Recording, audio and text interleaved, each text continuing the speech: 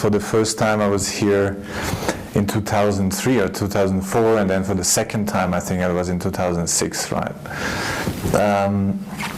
I always liked to come here very much for many reasons. First, like the festival, I think is an important event. It tries to push boundaries of design in various different directions, right? And I think the people that are organizing it are very serious about design. I always thought that design is a very incredibly powerful force, and therefore design needs to be really treated seriously, right? The festival was also always open to a kind of a critique to design, and to design which is socially engaged or even radical, which is what I'm interested in, right? And of course, to me, what is interesting is that the festival happens in Colombia, right? So to me, this is a wonderful and very, very interesting environment, very inspirational. So after this first participation and contribution to the festival, we started to collaborate with some professors here. So it was an ongoing relation to some other projects, to Mainfest. I was approached this year again if I could come, so I said, of course. How is it different?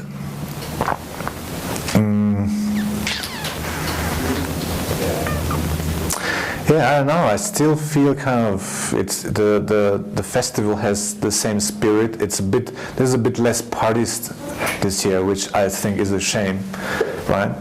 But what is different is that, you know, we all are a bit older and maybe a bit more experienced. And I came this time from Australia, not from Europe, so that's different as well because I moved.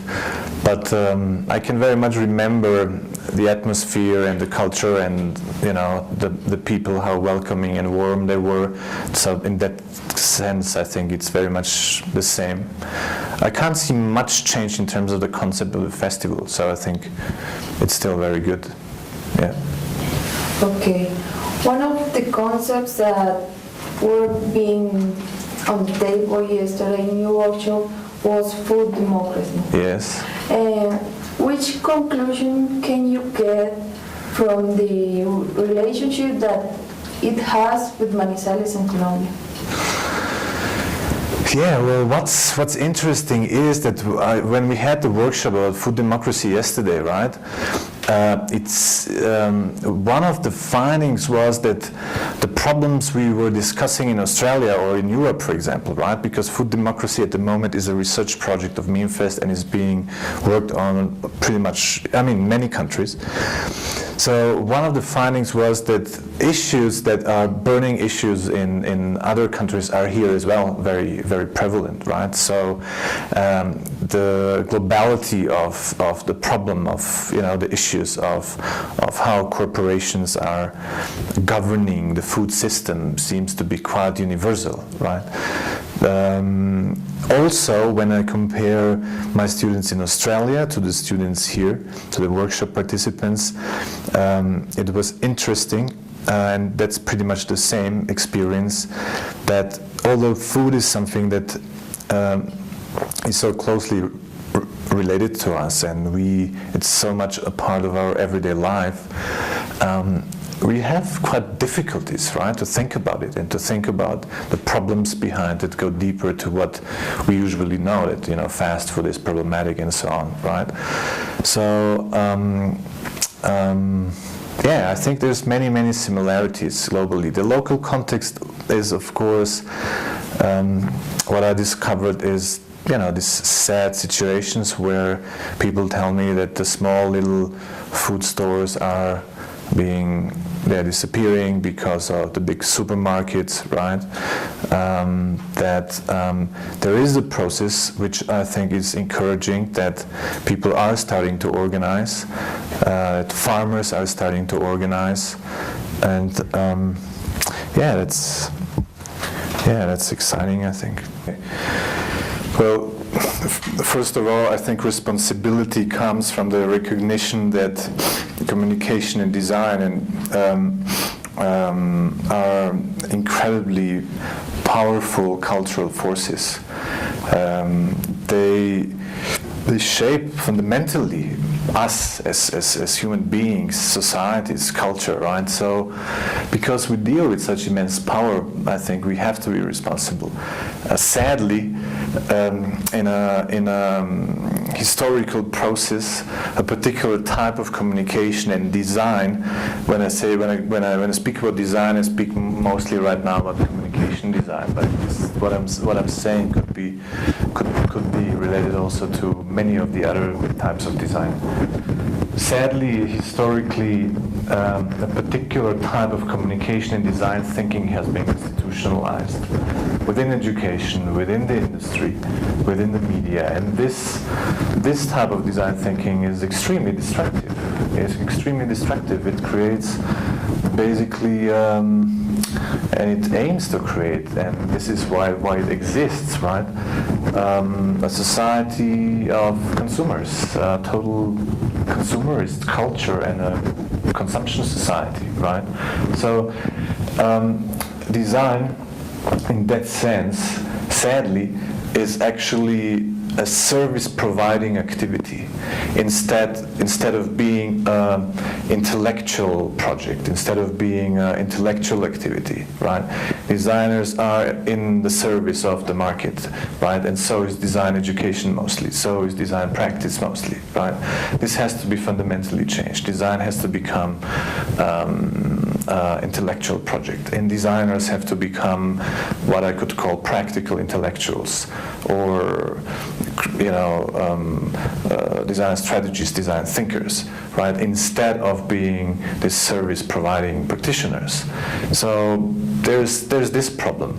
I think that when we think about design and responsibility, we can't think about good design without thinking about responsibility, right?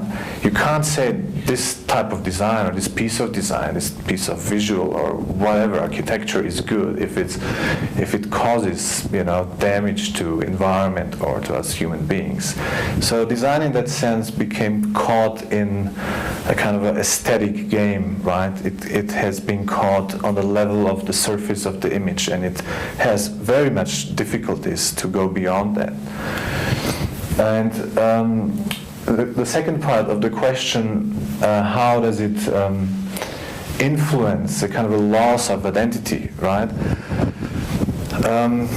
It's all a project of a global governance, right? Which is at the moment a late state of capitalism, which produces certain type of communication and design and also art. And this is a global phenomenon. In that sense, there is a process of standardization set in place, right? A process of standardization that treats local and different identities only as local and different insofar as they can be captured within the very banal and standardized manipulative discourse of enforcing this consumerist ideology. Right? So what is necessary is to realize, and I've been talking about this yesterday in the workshop, that if we think of communication, right, and design, we have to think that there are other ways to do it, other ways to think of it, and other ways to practice it. We have to realize that designers mostly have been educated in error. Right? They've been educated in error, and this is also why they practice design as they practice design. So a really fundamental shift needs to be created, and responsibility is at the core of it. Personal responsibility as well as social responsibility. Right? It depends on the community, right? And it depends on the project. But first of all, I think designers have to become much more sensitive, right? Much more sensitive and knowledgeable about what's happening in the world. And second, I think what is a key is dialogue. I think we're living in an extremely, not only non-dialogic society, but anti-dialogic society. I think that, the deepest form of attention, right, is dialogue, and we need dialogue in order to create what is necessary to have in a community, which is care for the other, right? So in that sense, dialogue can be achieved through many different approaches, right? So yeah, this would be my answer. Yeah.